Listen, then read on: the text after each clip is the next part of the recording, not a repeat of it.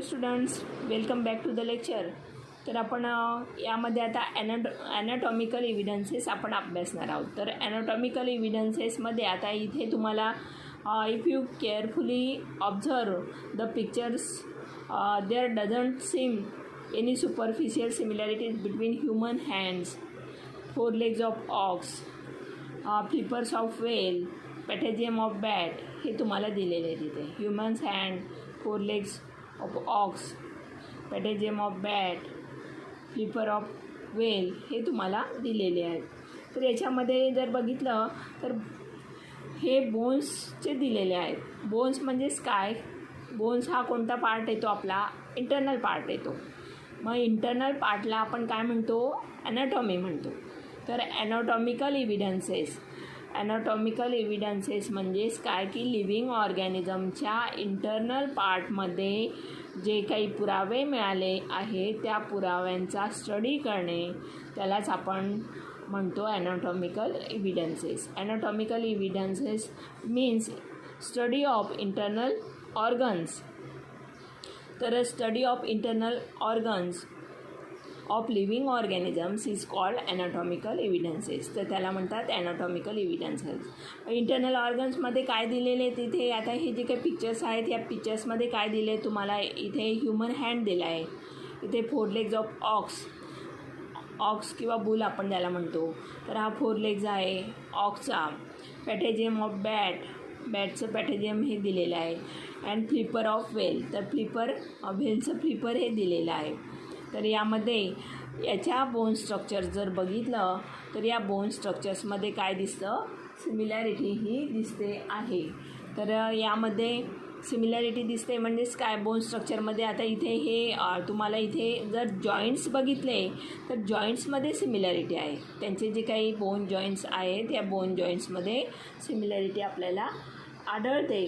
तर यामध्ये सिमिलरली जर आपण बघितले use of each of those structures, मात्र यांचे जे काही यूज आहेत या स्ट्रक्चरचे, माणसाचा ह्युमन हँड म्हणजे मानवाचा हात, 4 legs ऑफ ऑक्स म्हणजेच हा याचा बैल जे काही आहे बुलचा पाय दिलेला आहे किंवा बैलाचा पाय हा दिलेला आहे. पॅथेजियम ऑफ बॅट म्हणजे वटवाघूळ जे काही आहे त्याचे चर्मपर दिलेले आहेत.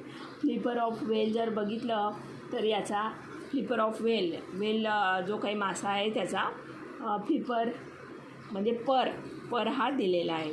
तर यांच्या बोन्स जॉईंट्समध्ये किंवा बोन्समध्ये सिमिलॅरिटी ही आढळते. बोन्स जॉईंट्स जे काही आहेत या बोन्स जॉईंट्समध्ये सिमिलॅरिटी ही आढळते. तर या पद्धतीने इथे बोन जॉईंट्स जे काही आहेत या बोन्स जॉईंट्समध्ये सिमिलॅरिटी आढळते. मात्र याच्यामध्ये जर बघितलं सिमिलरली यांचा यूज आपण बघितला या प्रत्येक बोन्स जॉईंट्सचा किंवा हे जे काही स्ट्रक्चर आहे बोन स्ट्रक्चर्स आहे या बोन स्ट्रक्चरचं जर यूज बघितला तर ते डिफरंट आहेत. Similarly use of each of those structures is different in respective animals. तर ह्या ॲनिमल्सचं जर स्ट्रक्चर बघितलं आपण यूज, ह्या स्ट्रक्चरचे युजेस हे वेगवेगळे आहेत. या स्ट्रक्चरचे युजेस हे वेगवेगळे आहेत, लक्षात घ्या. Similarly use of each of those structures is different in respective animals. मात्र यांचं स्ट्रक्चरचे युजेस हे वेगळे आहेत. म्हणजेच काय की यांचं जे काही फंक्शन्स आहे प्रत्येकाचं फंक्शन्स हे डिफरंट आहे असं म्हणायचं आहे. कारण ह्युमन हँडचं फंक्शन्स वेगळं आहे, 4 legs ऑफ ऑक्स किंवा बुलचं फंक्शन वेगळं आहे, पॅथेजियम ऑफ बॅटचं फंक्शन्स वेगळं आहे, फ्लिपर ऑफ वेलचं फंक्शन्स हे वेगळं आहे. फॉर एक्झाम्पल याचं जर बघितलं आपण स्विमिंगसाठी याला यूज होतो, त्याचे पर हे स्विमिंगसाठी त्याचा यूज हा होतो. तर या पद्धतीने याचं जर बघितलं तर फ्लायसाठी यूज होतो. म्हणजेच काय की याचे फंक्शन्स हे डिफरंट आहेत. Structure same but functions is different. There is a similarity in structure of bones and bony joints. बोन्समध्ये आणि बोनी जॉईंट्समध्ये सिमिलॅरिटी आहे in organs of each of those animals. तर बोन स्ट्रक्चर आणि बोनी जॉईंट्समध्ये structure हे same आहे, मात्र फंक्शन्स हे डिफरंट आहे. This similarity indicates that those animals may have common ancestors. आणि याच्यावरून आपण म्हणू शकतो की हे जे काही सिमिलॅरिटी आहे यांच्यामध्ये काय आहे कॉमन. या सिमिलॅरिटी काय दर्शवते की यांचे जे काही ॲन्सेस्टर आहेत, म्हणजे यांचे जे काही पूर्वज आहेत ते एकाच पूर्वजापासून, तर सामान्य किंवा कॉमन असं एकाच पूर्वजापासून यांची उत्पत्ती झालेली आहे किंवा यांचं ओरिजिन ही एकाच पूर्वजापासून झालेली आहे. कॉमन ॲन्सेस्टर यांचे आहेत. तर ह्या बोन स्ट्रक्चर आणि बोनी जॉईंट्सवरून आपल्याला इथे हे ॲनाटॉमिकल एव्हिडन्सेस हे बघायला मिळतं. तर ॲनाटॉमिकल एव्हिडन्सेसमध्ये human hand, 4 legs of ox, patagium of bat, flipper of whale, याच्यामध्ये कॉमन ॲन्सेस्टर्स हे तुम्हाला दिसतील. तर या पद्धतीने हे आपण काय बघितले, ॲनाटॉमिकल एव्हिडन्सेस म्हणजे इंटरनल स्ट्रक्चर्स जेव्हा सेम असतात तर त्या सेम असणाऱ्याला internal structure when same, these evidences are called anatomical evidences. तर त्या पुराव्याला काय म्हणतात, ॲनाटॉमिकल एव्हिडन्सेस असं म्हणतात. एव्हिडन्स आहे ते म्हणजे वेस्टिजियल ऑर्गन. तर वेस्टिजियल ऑर्गन्स आता आपण बघणार आहोत. ह्या डायग्रॅममध्ये तुम्हाला वेस्टिजियल ऑर्गन्स हे दिलेले आहेत. डिजनरेटेड ऑर अनडेव्हलप झालेले म्हणजेच काय की ज्यांचा विकास न झालेले असे ऑर्गन. डिजनरेटेड म्हणजेच हे अवशेषांग याला म्हणतात. वेस्टिजियल म्हणजे काय, अवशेष. हे अवशेषांग आपल्या ऑर्गनमध्ये असतात, आपल्या बॉडीमध्ये असतात. तर degenerated or undeveloped useless organ, useless यांचा काही उपयोग नाही आहे आपल्या शरीरात. तर असे degenerated and undeveloped useless organ of organisms are called as vestigial organs. तर यांना वेस्टिजियल ऑर्गन्स असं म्हणतात. हे जे काही डायग्रॅममध्ये इयर पिना हा दिलेला आहे, इयर मसल्स हे जे काही दिलेले आहेत, तर हे इयर मसल्स आपल्याला कोणत्याही प्रकारे यूज होत नाही, लक्षात घ्या. इथे हा विजडम टीथ दिलेला आहे. या विजडम टीथ हा सुद्धा काय आहे, वेस्टिजियल ऑर्गन आहे. तसंच इकडे अपेंडिक्स हा दिलेला आहे. वरच्या बाजूला जर बघितलं तर हा अपेंडिक्सचं हे जे काही ऑर्गन आहे किंवा अपेंडिक्स हे सुद्धा वेस्टिजियल ऑर्गन आहे, म्हणजे युजलेस असा ऑर्गन आहे ह्युमन बॉडीसाठी. तसंच इथे ही कोकिक्स दिलेली आहे. तर कोकिक्स म्हणजे टेलबोन हे दिलेलं आहे. ह्या टेलबोनचा सुद्धा इथे आपल्याला कोणत्याही प्रकारे यूज होत नाही. तर असे जे काही युजलेस असे degenerated or undeveloped useless organs of organisms is called as vestigial organs. त्याला म्हणतात vestigial organs. In living organisms, तर लिव्हिंग ऑर्गॅनिझम्समध्ये sudden development of new tissues. तर सडन म्हणजे लगेचच डेव्हलपमेंट होते ऑफ न्यू टिश्यूज, नवीन ऊतींची डेव्हलपमेंट होते, ऑर्गनची डेव्हलपमेंट होते. For living in changing environment is not possible. तर यामध्ये न्यू टिश्यूज आणि जे काही ऑर्गन असतात लिव्हिंग म्हणजे जगण्यासाठी, इन चेंजिंग एन्व्हायरमेंट, जसजसा एन्व्हायरमेंटमध्ये बदल होत जातो तसतसं हे युजलेस होत जातात. तर हे युजलेस होत जातात. तर असे जे काही ऑर्गन्स आहेत त्याला आपण वेस्टिजियल ऑर्गन्स असं म्हणतो. इन्स्टेड त्याच्याऐवजी जर आपण बघितलं existing organs undergo gradual changes. तर हे जे काही आपल्या बॉडीमध्ये असणारे काही ऑर्गन्स आहेत, फॉर एक्झाम्पल इयर मसल्स आहेत किंवा हा जो काही टीथ आहे, या टीथमध्ये जे काही विजडम टीथ असतात, विजडम टीथ हे विजडम टीथ आहेत. त्याच पद्धतीने टेलबोन आहे, अपेंडिक्स आहे, हे युजलेस असे आहेत. तर लिव्हिंग ऑर्गॅनिझम जर सडन डेव्हलपमेंट ऑफ न्यू टिश्यूजची होत असेल तर किंवा ऑर्गनची होत असेल फॉर लिव्हिंग जगण्यासाठी in changing environment is not possible. तर एन्व्हायरमेंट जर चेंज होत असेल तर याचा यूज आपल्याला कुठेही होत नाही. इन्स्टेड त्याच्याऐवजी जर आपण बघितली existing organs undergo gradual changes, आणि जे जीवन जगतायत असे जे काही लिव्हिंग ऑर्गॅनिझम्स आहेत त्यांच्यामध्ये जे काही ऑर्गन आहेत हे अंडरगो, त्यांच्यामध्ये काय होतो, हळुवारपणे ग्रॅज्युअल चेंजेस, हळुवारपणे बदल होत जातो. Most specific structure in the body, त्या बॉडीमध्ये असे काही ठिकाणी ठराविक ठिकाणी असे स्ट्रक्चर आहेत. मात्र मोस्टली जर बघितलं आपण असे जे काही स्पेसिफिक विशिष्ट असे जे काही रचना असलेले स्ट्रक्चर्स आहेत, ऑर्गन्स आहेत in the body is useful under certain situation. पण हे काही वेळेला युजफुल आहेत, मात्र ते युजफुल हे दुसऱ्या लिव्हिंग ऑर्गॅनिझम्समध्ये आहेत, लक्षात घ्या.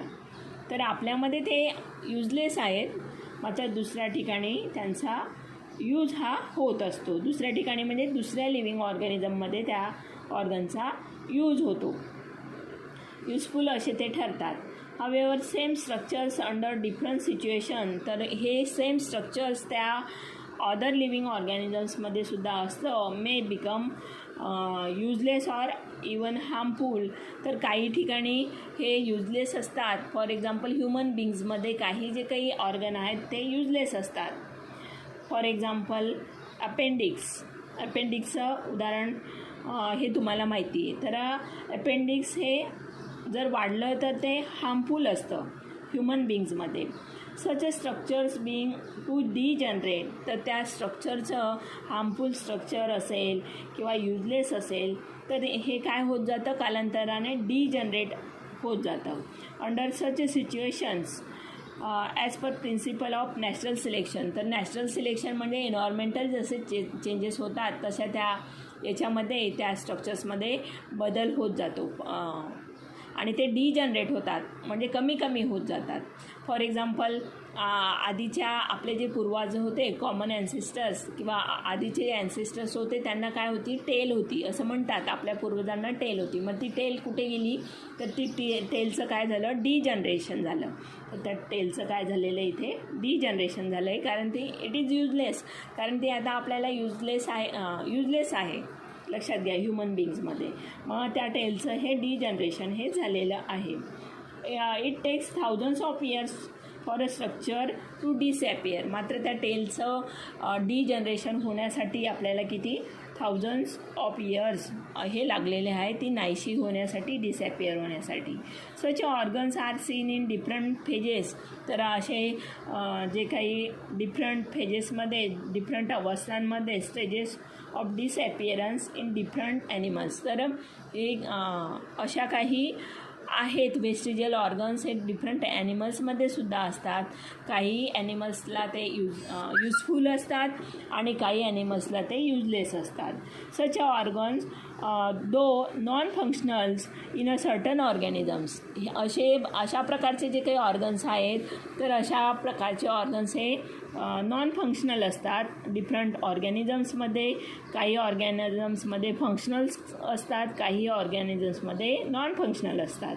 तर such organs though non functionals in a certain organisms, for example appendix आहे किंवा मग टेलबोन आहे, तर नॉन फंक्शनल आहेत ह्युमन बिंग्समध्ये जर बघितलं तर आपण. It may be functional in other organisms, मात्र हे फंक्शनल आहेत other organism. For example it is not vestigial in other organisms, हे वेस्टिजियल नाही आहेत अदर ऑर्गॅनिझम्समध्ये. वेस्टिजियल नाहीत म्हणजे ते काय आहे, युजफुल आहेत. फॉर एक्झाम्पल जर रुमेंटिस ऑर्गॅनिझम जर बघितले, रुमेंट्स करणारे, रवंथ करणारे ॲनिमल्स, रुमेंट्स ॲनिमल्स, त्यांच्यामध्ये अपेंडिक्स हे युजफुल असतं, लक्षात घ्या.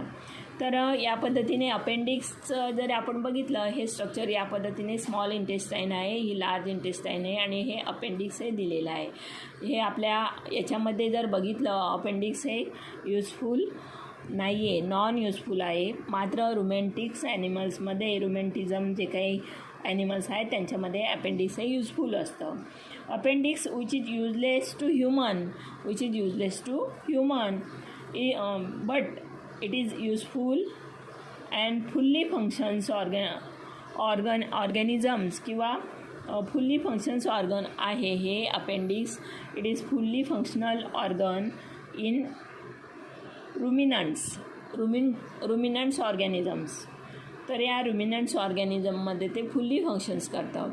रवंथ करणारे प्राणी ज्याला म्हणतात, फॉर एक्झाम्पल काऊ असेल, बुल असेल, ऑक्स असेल, तर हे रवंथ करणारे प्राण्यांमध्ये अपेंडिक्स हे इम्पॉर्टंट असतं आणि फुल्ली फंक्शन त्याच्यामध्ये ते करत असतं. सिमिलरली मसल्स ऑफ इयर पिना. आता इयर पिना जर आपण बघितला तर इयर पिनाचे जे मसल्स आहेत आपल्यामध्ये काही त्याचा काही यूज होतो का, ते युजलेस असे आहेत. तर सिमिलरली मसल्स ऑफ इयर पिना विच आर युजलेस टू ह्युमनसाठी ते युजलेस आहेत, बट आर युजफुल इन मंकीमध्ये काय असतात ते युजफुल असतात फॉर मूवमेंट ऑफ इयर पिना. तर त्या इयर पिनाची मंकीमध्ये काय होत असते, मूवमेंट होत असते, हालचाल होत असते आणि या इयर मसल्स त्यांच्यासाठी युजफुल आहेत, मंकींसाठी युजफुल आहेत. मात्र ह्युमनसाठी हे मसल्स, इयर मसल्स कोणत्याही प्रकारे युजफुल नाहीत, युजलेस आहेत. व्हेरियस वेस्टिजल्स ऑर्गन्स लाईक टेलबोन आहे. टेलबोन हे आपण जर बघितलं तर ह्या पद्धतीने ही टेलबोन आहे किंवा त्याला कॉकिक्स असं म्हणतात. तर टेलबोन किंवा ज्याला आपण साधारणतः माकडाळ असं म्हणतो, कॉकिक्स आहेत. किंवा मग हे या पद्धतीने हे विजडम टीथ हे दिलेलं आहे. तर हे विजडम टीथ अगदी लास्टला जे काही असतात त्याला आपण विजडम टीथ, अक्कलदाड असं म्हणतात मला वाटतं त्याला, विजडम टीथ. तर विजडम टीथ, अक्कलदाड लास्टला येते ती.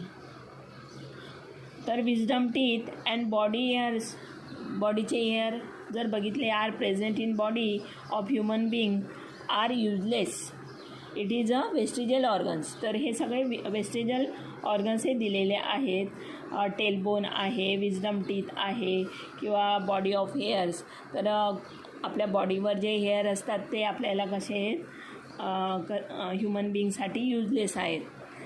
तर या पद्धतीने हे वेस्टिजल ऑर्गन्स आहेत. या वेस्टिजल ऑर्गन्स आपण इथे बघितले. फॉर एक्झाम्पल इयरमध्ये इयर मसल्स, इयर पिनामध्ये इयर मसल्स हे वेस्टिजल ऑर्गन आहे. विजडम टीथ आहेत. त्याच पद्धतीने अपेंडिक्स आहे आणि कॉकिक्स आहे, टेलबोन आहे हे किंवा हे ह्युमन एअर आहेत. तर हे सगळे वेस्टिजल ऑर्गन आहेत. अवशेषांगे त्यांना म्हणतात, अवशेषांगे मराठीत म्हणतात. तर हे ह्युमन बॉडीमध्ये युजलेस असतात. मात्र डिफरंट ऑर्गॅनिझम्समध्ये याचं फंक्शन ते युजफुल असतात. डिफरंट ऑर्गॅनिझममध्ये ते युजफुल असतात आणि त्यांचे डिफरंट फंक्शन्स हे आहेत अदर ऑर्गॅनिझम्समध्ये. तर असे जे काही ऑर्गन्स आहेत त्यांना आपण काय म्हणतो, वेस्टिजल ऑर्गन असं म्हणतो, अवशेषांगे असं म्हणतो. तर या पद्धतीने इथे आपला हा वेस्टिजल ऑर्गन्स हे आपण एक वेस्टिजल ऑर्गन हे काय आहे, एक इव्हिडन्स आहे, आलं लक्षात. तर हा एक वेस्टिजल ऑर्गन्स हा एक इव्हिडन्स आहे. याच्यावर तुम्हाला शॉर्ट नोट ही विचारली जाऊ शकते. बाकीचं आपण पेलिओन्टॉलॉजिकल एव्हिडन्सेस आपण नंतर अभ्यासणार आहोत.